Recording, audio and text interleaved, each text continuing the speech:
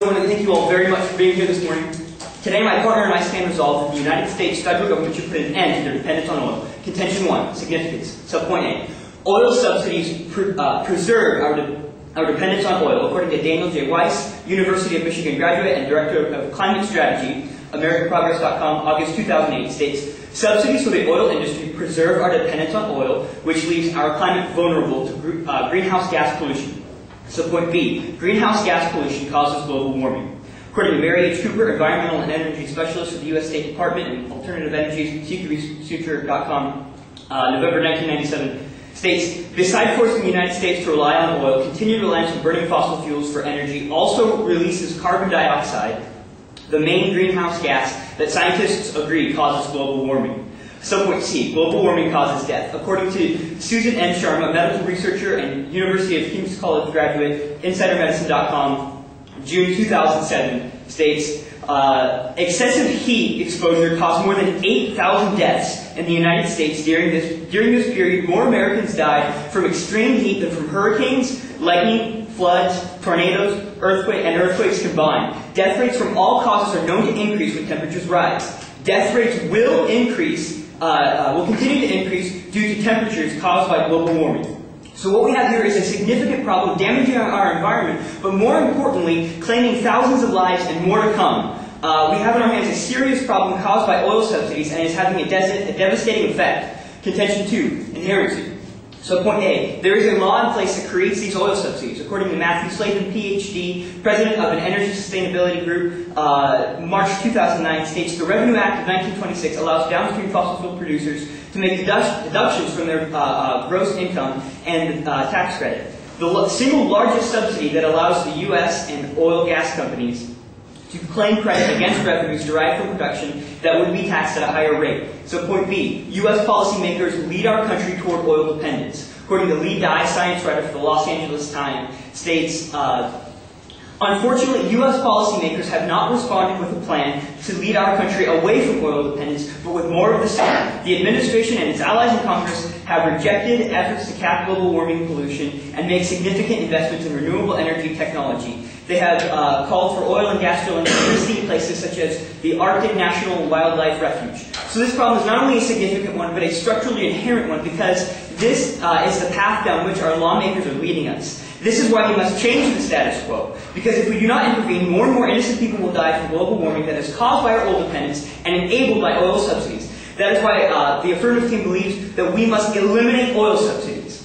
I will now introduce the affirmative plan. The United States federal government should put an end to their oil dependence by eliminating oil subsidies and turn to renewables to meet the energy demand, which will entail further subsidizing renewables. The law that our plan will change is called Section 199, and that law subsidizes the oil industry. Payment will be that of a trade-off. Our plan will take subsidies currently offered to oil industries and instead give them to renewable energy resources. To enforce this, we will use any and all constitutional means.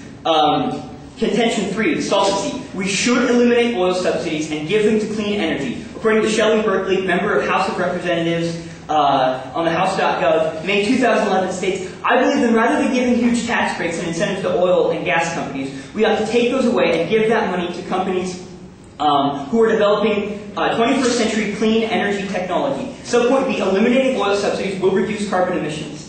According to the Global Subsidy Initiative, an Institute for Sustainable Environmental Research and Development, GSI.org, March 2010, states eliminating fossil fuel subsidies will have major environmental benefits, namely reduced greenhouse gas emissions. A recent study by the OECD foresees that removing oil subsidies will reduce carbon emissions by 13%. Eliminating oil subsidies, subpoint C, eliminating oil subsidies eliminates dependence and oil dependency and leads to a quicker transition to renewables. According to Simona J. Gandhi, senior policy analyst for the Center of American Progress, April 2010, states, renewables, the necessary fuel for the future, should be subsidized and fossil fuels should not. In this situation, the transition to renewables can be made much faster, thus eliminating the oil dependencies that are currently used to justify these oil subsidies. Eliminating oil subsidies solves the problems in that it will have a domino effect. If we eliminate these oil subsidies and instead give that money to renewables, we will consequently do away with our dependence on oil, thereby reducing carbon emissions and thus preventing more from dying due to global warming. It is imperative that we act now because human lives are at stake. That is why you must vote for the affirmative plan, because we will prevent these people from dying. Thank you very much. I now stand open for cross-examination.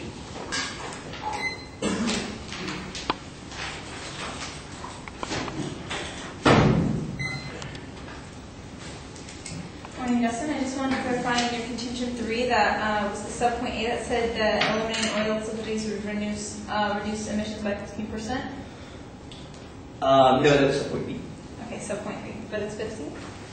By 13%. 13.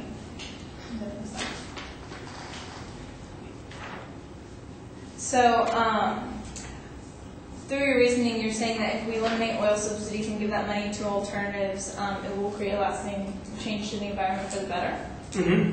And so you're going to subsidize renewables, but are they already subsidized? They are already subsidized. But firstly, eliminating the oil subsidies will even the playing field for alternative energies, and also giving much needed money for renewables will enable them to replace oil. But how much are renewables subsidized currently? The last report that I saw said that renewables receive, it was 29 billion, in contrast to the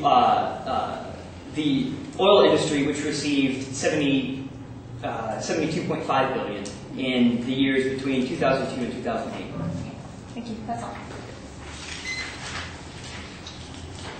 First negative constructive. There's a counterplan in this debate, right? So let's remember we put the counterplan on the plan flow until she gets to the refutation of the case debate.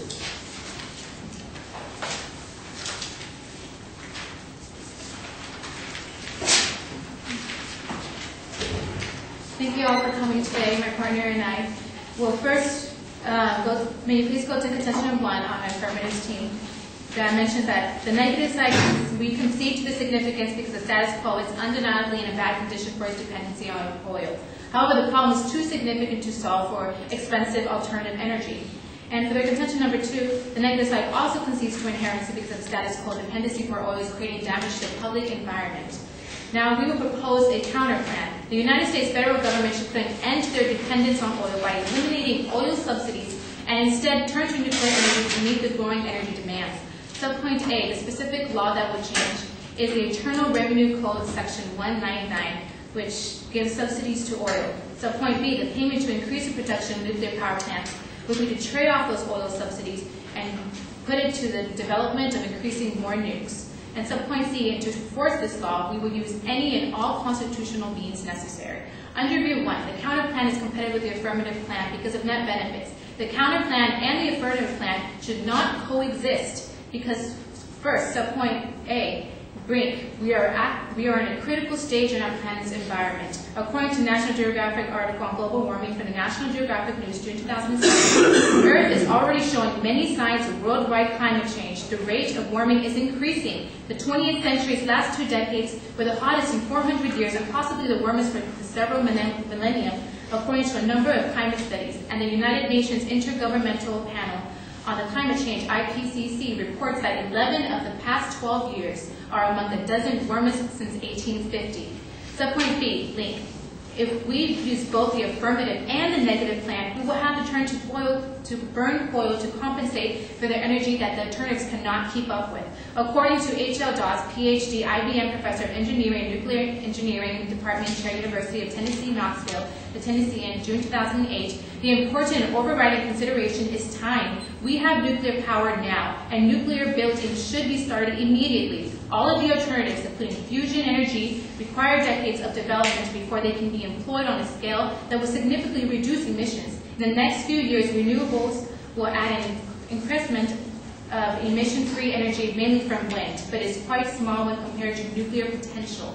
Subpoint C, impact. With the compensation of oil, environmental hazards of global warming and oil health hazards will occur. According to David G. Hawkins, a member of the Natural Resources Defense Council for the submission to State Energy Committee in February 2005, New oil plants will produce lifetime emissions of 4 billion tons of carbon dioxide. That is 1 billion metric tons of carbon. This carbon lock-in will cost us